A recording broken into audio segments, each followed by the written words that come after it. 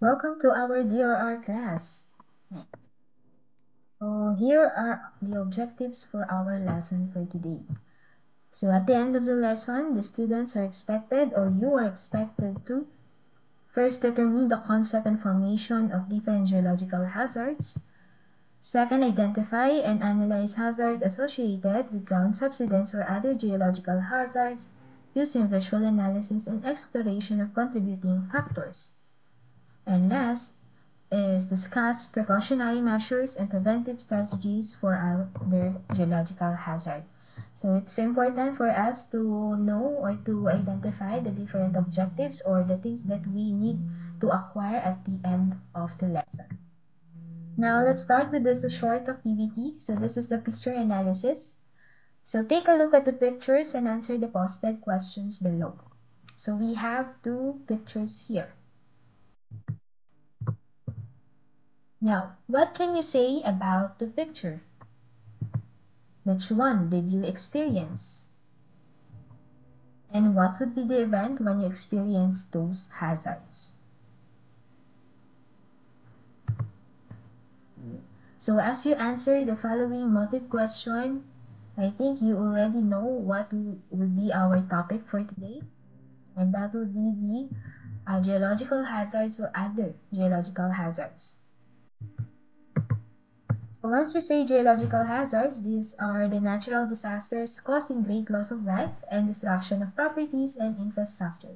So these are the same with the other hazards that we discussed, okay, which can cause great loss of life and the destruction of different properties or several properties and infrastructures. So this includes earthquakes, volcanic eruption, tsunamis, landslide, and sinkholes. So we already discussed about the earthquakes, volcanic eruptions, okay, tsunamis, the landslide and sinkholes, if you still remember in our earth science subject. Okay, so again, these are the examples of geological hazards.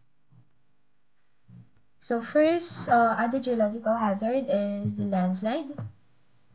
So landslide is a phenomenon where soil or rock is moved out of a place along a slope by gravitational forces, usually on unstable slopes. Landslide can be caused by either a natural or a man-made reason. So for example, this occurs in response to triggering conditions such as storms, earthquakes, or human activity. So storm and earthquake, that is for the natural reason, and then for the human activity, okay, so for example is mining, okay, or deforestation. Okay. So another factor for the natural is the rain. Yeah, that is a natural factor. So usually we experience in the Philippines, we experience rainfall-induced landslide. So a natural disaster that mostly happen in the steep mountainous areas. So the sudden occurrence of this kind of disaster may cause fatalities, environmental degradation, and severe damage to public construction and household properties from vulnerability. So some factors will, which usually natural, again. So this can cause severe damage, okay, to people living in that area. So some factors, usually natural, these include the slope angle, climate, weathering, vegetation, overloading, geology, melting of accumulated snow, and increase the weight of the soil, thus reducing its stability. So landslides are known also to be naturally occurring environment hazard. So when there is intense or prolonged rainfall, the absorption of too much water can oversaturate and increase the weight of the soil, thus reducing its stability. Okay? So that is the rainfall-induced landslide. Okay. Another geological hazard we have here is the sinkhole. Okay? So the term sinkhole is derived from an evolution process, and different terms are also used to describe the phenomenon. It could be described as a sink, swallow hole, and cenote. So you're already familiar with this geological hazard because in the earth science subject we already discussed about sinkhole and some of the topic in different hazards, no? So it can also be defined as a closed depression where water sinks into the ground or an open hole where a stream sinks. So it could also be downward movement of down materials or just a natural hole on the ground. So sinkholes occur in many areas throughout the world which could affect properties and even human lives. So they could occur in various sizes and bring significant negative consequences for society in terms of economic losses. So here is one of the historical sinkhole or the famous sinkhole. This is the largest sinkhole recorded is the Qattara Depression in Egypt. Its dimensions are 80 km by 120 km with a depth of 133 meters. So imagine how depth this sinkhole, and it covers an area of 19,605 square kilometer. Now we have three types of sinkhole. We first have the dissolution sinkholes, cover subsidence sinkholes, and cover collapse sinkholes. So first is the dissolution sinkholes. So usually it occurs as a result of a thin layer of the topsoil over the rock. So the formation of this type of sinkhole may speed up due to running water. So it happens also when a cavity is formed due to the erosion of soluble and carbonate. And so this is an example of a dissolution sinkhole wherein there is already a crack, and then as time goes by and as the rain passes by here, and it sips, and then it creates a pond. Okay? So another type of sinkhole is the cover subsidence. So cover subsidence appears when a large material covers soluble rocks and fills the void of the rock. Yeah, so usually it also leads to the erosion of the sediment downward, resulting in a small depression that varies in depth and length. Yeah, so as you can see here, we have so granular sediments fall into secondary openings into the underlying carbonate rocks. So this is the sand, and then we have the carbonate bedrock here. There are already cracks here, no? Yan, nahuhulog na lang yung mga sediments, so yung sand natin. And then a column of overlying sediments settle into the vacated spaces, a process termed peeping.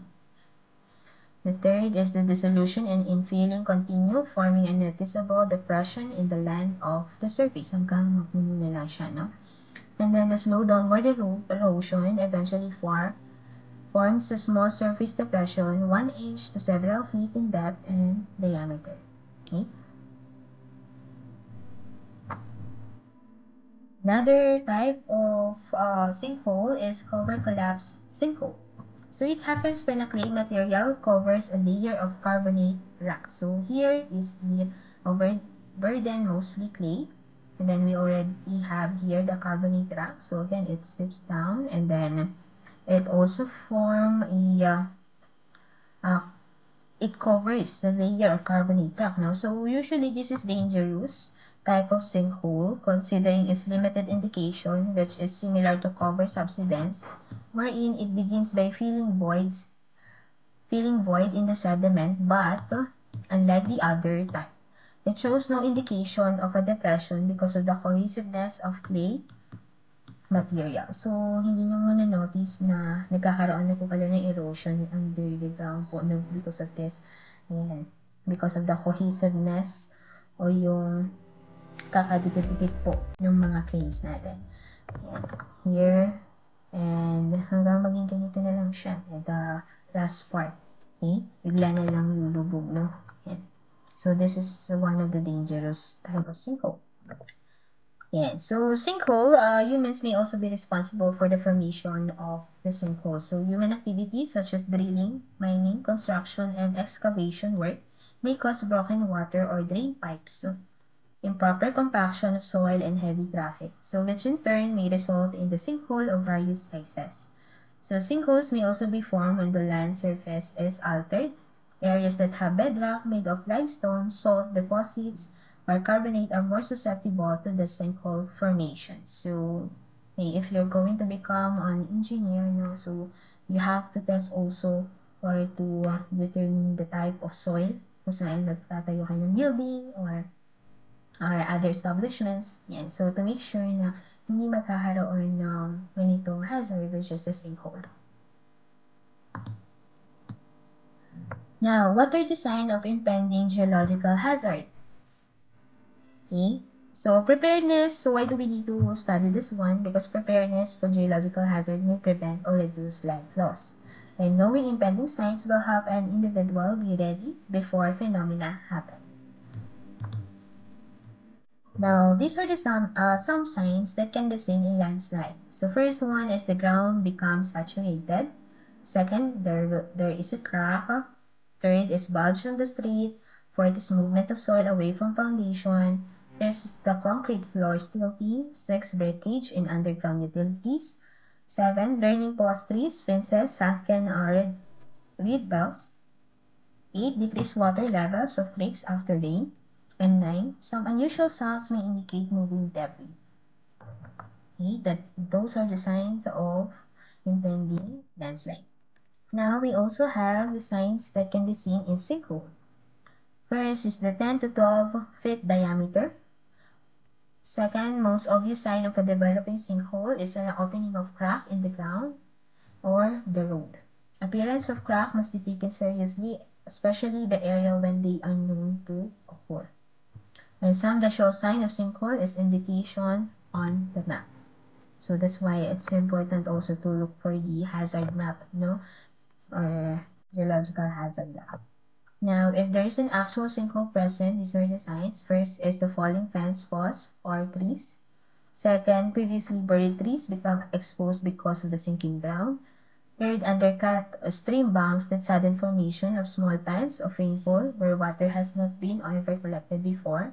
Fourth, wilting vegetation due to moisture supporting vegetation is draining into the developing sinkhole. And fifth, structural crack in walls, floors, window not properly is in reference to building foundation movement. Now, how are we going to mitigate this? So we have several mitigation strategies.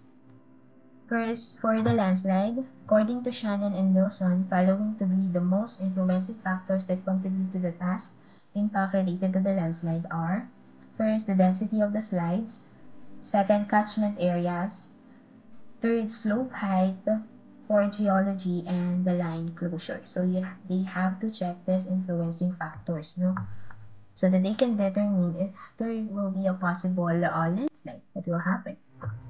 And also we have BNSF. This is the Burlington Northern Santa Fe Corporation. So they stabilize landslide-prone areas by lowering the gradient of the slope, constructed rock buttresses and detail walls, and improved the site's drainage. The actual photo courtesy of the railway company can be seen on the next slides, like this one. Yeah, so this is the slope reinforcement project by BNSF.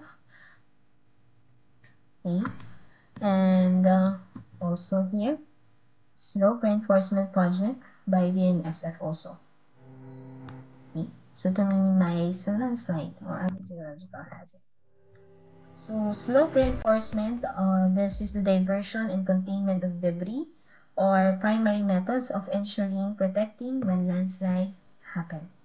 Okay, so they have to measure, they have to check the debris or kind of debris that they have. Now, BNSF Railway ensuring the safety of their passenger with the debris containment wall. Ayan. So, hindi makakadan if there is a landslide, so hindi siya lalagpas sa railway. And then, BNSF also Railway ensuring the safety of their passenger with the debris containment wall. So measures made in avoiding landslide include permanent situation to the hazard brought by this phenomena, including realignment away from the slope, relation of structures and facilities. Also important to maintain monitor sites that are prone to experiencing landslide to save animals and prevent losses of the properties. Now, let's have the prevention and mitigation. Again, prevention and mitigation is in one-way massive loss. So we need to have this no so that we can prevent to happen the following. No? So it is one-way massive loss of lives to geological hazards to prevent a massive loss of lives. To identify sinkhole location and construct sinkhole map. This could be done through a field survey, geomorphological mapping, interviews with local, gathering information, or the historical map. So if you're going to become, again, an engineer or an architect, okay, so you have to check also the sinkhole map, or you can use a sinkhole map, okay? And the sinkhole map are the following, okay? So several corrective measures can be done to prevent the formation of sinkhole. First is prevent water withdrawal and decline of the water table. Second, lining of canals and ditches.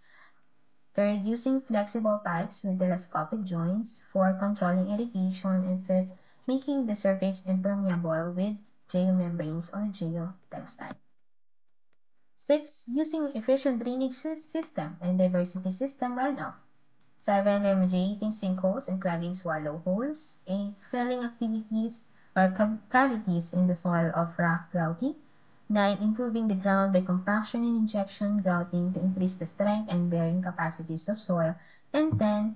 Construction to cut off screens and grout curtains beneath dams to avoid groundwater circulation beneath structures. So these are the non-structural measures. So first, the insurance policies to spread the cost generated by sinkhole among the people affected. Second, monitoring areas susceptible to sinkhole. Third, educational program oriented to inform people of the hazard of sinkhole occurrences. And fourth, posting of warnings on the sinkhole and sinkhole-prone areas. Now, we can also have the land use planning or ZIRE. So one of the most known strategies for the mitigation. So it prevents the people from moving in or going into the hazard-prone area. So living beside the mountain has a high probabilities of rainfall into landslide should not be allowed or recommended. So that is the land use planning or ZIRE. Here, so this is a possible possible disaster, or a hazard. Now, we can also have a public education, okay, to mitigate also, and to prevent this, to have large casualty, or loss of lives. Now, first one is the training program and learning about geological hazard should be provided by the government or a non-government. It is a big help to the people to recognize hazard, prevent damage, help people to be rational. So because people lack required knowledge about hazard, also to follow the rules and listen to advice of the government. So that's why it's very important for us to learn, okay, the different mitigation plan, okay, and also to disseminate this, to other people or to our classmates or now, there is also the engineering strategy. So first is the structural mitigation. It can also use to prevent losses due to geological hazard with the help of advanced technology and science. So for landslide, caused rainwater can be prevented by drying the soil, and this process is called evapotranspiration. So as you can see here, evapotranspiration, it is the sum of transpiration and evaporation. Okay. And then this is an example of the application of evapotranspiration. Okay. They also measure the amount of water that the ground sips, Now, okay, so that's the end of our lesson for today. So for me to get your knowledge or to identify if you already learn, assess what you learned in our lesson, kindly answer this in your LMS or your forum questions. So complete the statement below. I learned that other geological hazards are blank. The three types of sinkholes are blank. And the third is that the importance of prevention and mitigation are blank. Okay. I appreciate if you're going to answer this in your own words and on what you realize in our lesson for today. Okay? So have a great day, everyone. So thank you for listening.